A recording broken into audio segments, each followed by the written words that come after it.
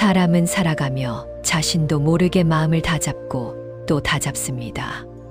잘 해내고 있는지, 뒤처지지는 않았는지, 아직도 쓸모 있는 사람인지 끊임없이 스스로를 살핍니다. 그렇게 애쓰는 마음은 처음에는 삶을 지탱해 주지만 시간이 쌓일수록 마음을 쉬지 못하게 붙들어 둡니다.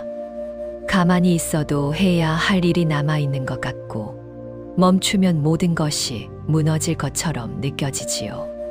저는 그 마음을 오래 바라보아 왔습니다. 왜 어떤 마음은 쉬지 못하고 왜 애쓰면 애쓸수록 더 지치는지 스스로에게 묻곤 했습니다. 그 물음 끝에서 알게 된 것은 마음을 괴롭게 하는 것은 삶의 무게가 아니라 스스로에게 쉬운 기준이라는 사실이었습니다. 잘해야 한다는 생각, 끝까지 버텨야 한다는 다짐, 포기하면 안 된다는 결심이 마음을 단단히 조여옵니다. 사람들은 종종 묻습니다. 왜 괴로움이 반복되는지, 왜 내려놓으려 해도 마음이 더 애쓰는지 말입니다. 제가 보기에 그 이유는 하나입니다. 괴로움은 사라지지 않았는데 우리는 이미 괜찮아야 한다고 스스로를 재촉하고 있기 때문입니다. 그래서 마음은 쉬지 못하고 같은 자리에서 맴돌게 됩니다. 그러나 마음은 원래 쉼을 아는 존재입니다. 다만 너무 오래 자신을 증명하느라 쉬는 법을 잊었을 뿐입니다. 저는 그 사실을 깨닫기까지 긴 시간을 걸었습니다. 그리고 알게 되었습니다. 더 애써야 마음이 풀리는 것이 아니라 애쓰고 있음을 알아차리는 순간부터 마음은 조금씩 놓이기 시작한다는 것을 말입니다. 저 역시 한때는 멈추지 못하는 마음을 붙들고 살았습니다. 왕자의 자리에서 물러나 수행의 길로 들어섰을 때 사람들은 제가 모든 것을 버렸다고 말했지만 제 마음은 오히려 더 바빴습니다.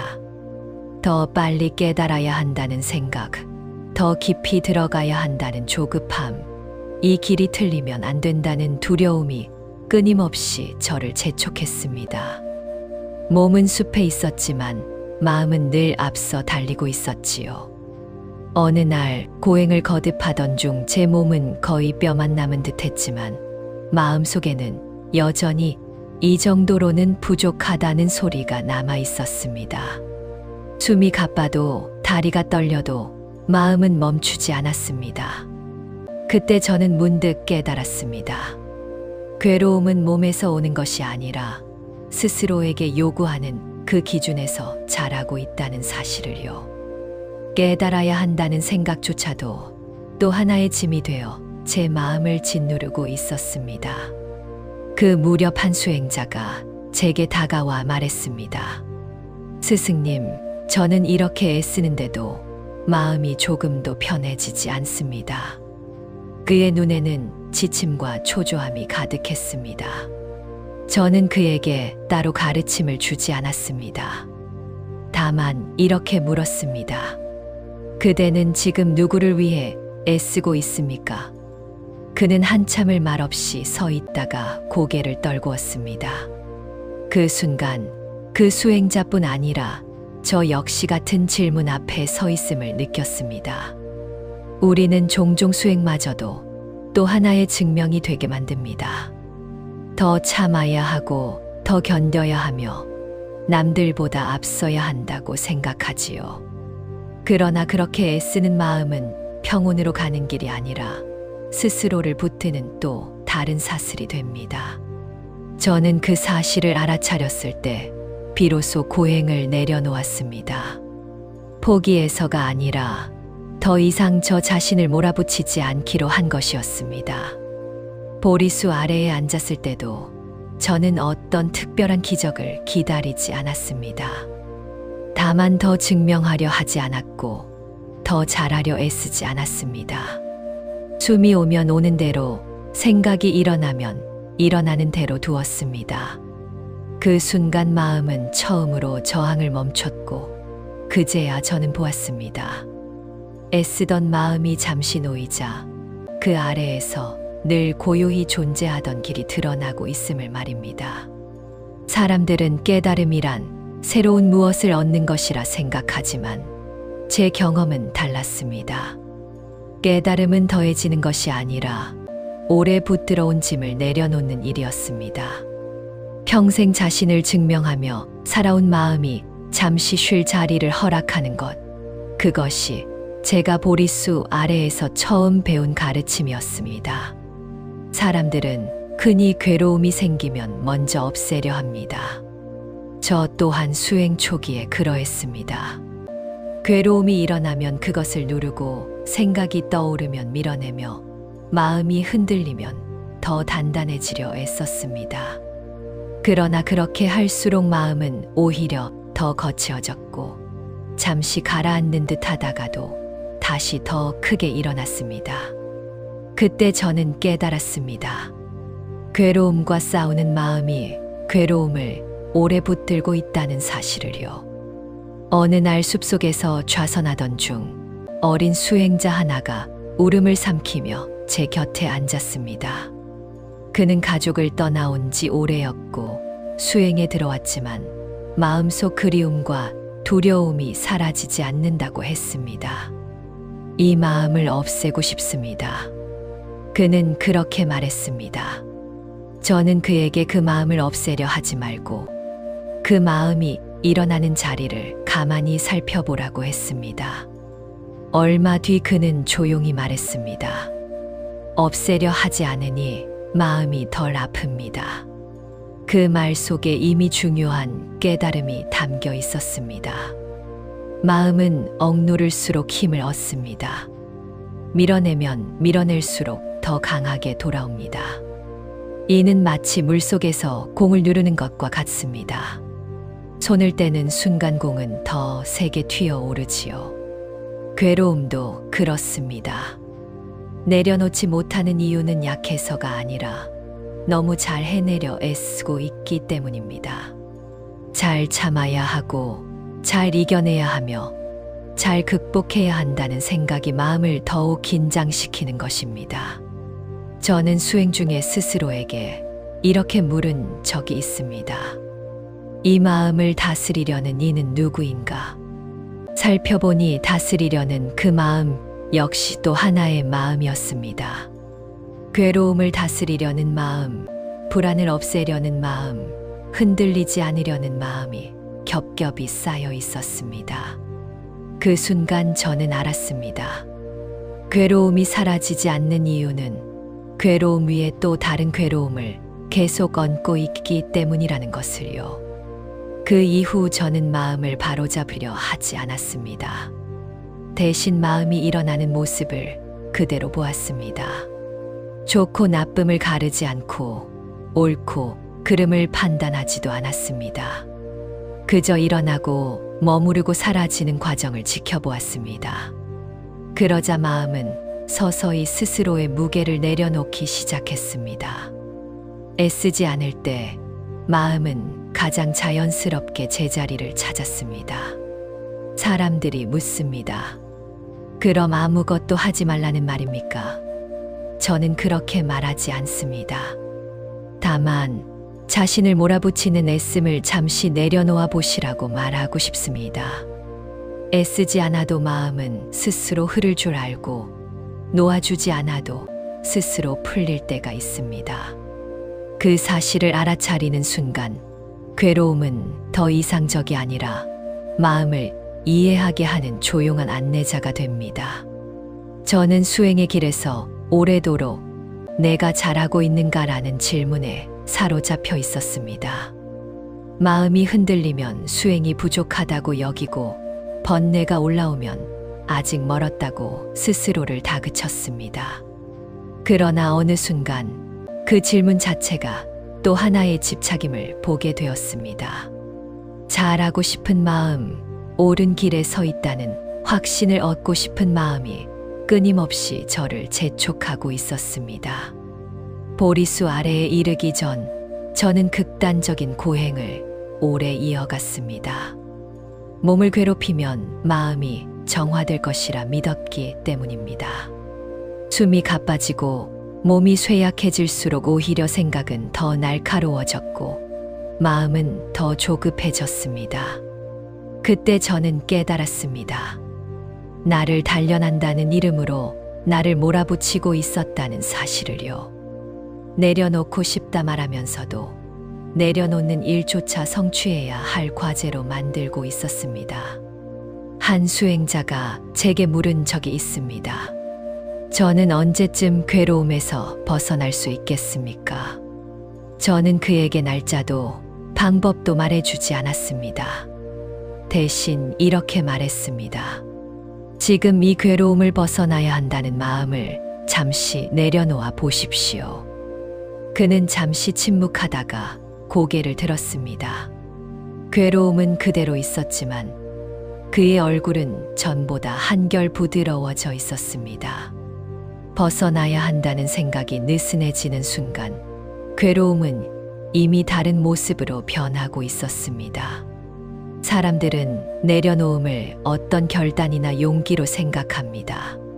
하지만 제가 본 내려놓음은 대개 결단이 아니라 이해였습니다. 애써 붙들고 있었음을 알아차리는 순간 손은 자연히 힘을 잃습니다. 괴로움을 없애려 애쓸수록 괴로움은 없어져야 할 것이라는 이름을 얻고 더 오래 머뭅니다. 그러나 괴로움을 있는 그대로 보게 되면 그것은 머무를 이유를 잃습니다. 저는 마음을 관찰하며 알게 되었습니다. 괴로움이 괴로운 이유는 그 자체보다 이러면 안 된다는 생각 때문이라는 것을요. 흔들리는 마음을 허락하지 않는 태도, 약해진 자신을 인정하지 않으려는 고집이 마음을 더욱 쬐고 있었습니다. 그 고집을 조금 내려놓자 마음은 더 이상 증명할 필요를 느끼지 않았습니다. 그때부터 저는 마음에게 묻지 않았습니다. 왜 아직도 이런가? 언제쯤 끝나는가? 대신 이렇게 바라보았습니다. 지금 이런 마음이 일어나고 있구나. 그 단순한 알아차림 속에서 마음은 스스로 숨을 고르기 시작했습니다. 애쓰지 않아도 괴로움은 변했고 붙들지 않아도 생각은 흘러갔습니다. 그 흐름을 믿는 순간 저는 비로소 마음과 싸우지 않게 되었습니다. 사람들은 흔히 마음이 편안해지면 삶이 제대로 흘러간다고 믿습니다. 그러나 저는 수행 중에 자주 보았습니다. 마음이 편안해지기를 기다리는 그 마음이 오히려 쉼을 막고 있다는 것을요. 평온해야 한다는 기준, 흔들리지 말아야 한다는 생각이 마음을 계속 긴장하게 만들고 있었습니다. 보리수 아래에 앉기 전 제 마음 역시 수없이 흔들렸습니다.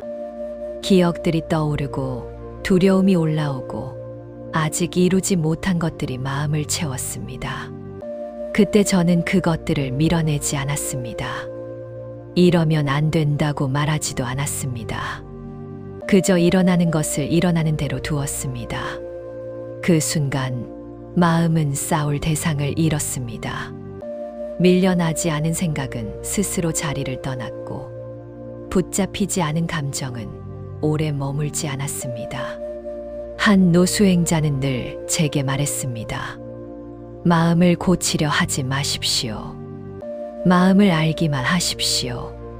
처음에는 그 말이 너무 느슨하게 들렸습니다.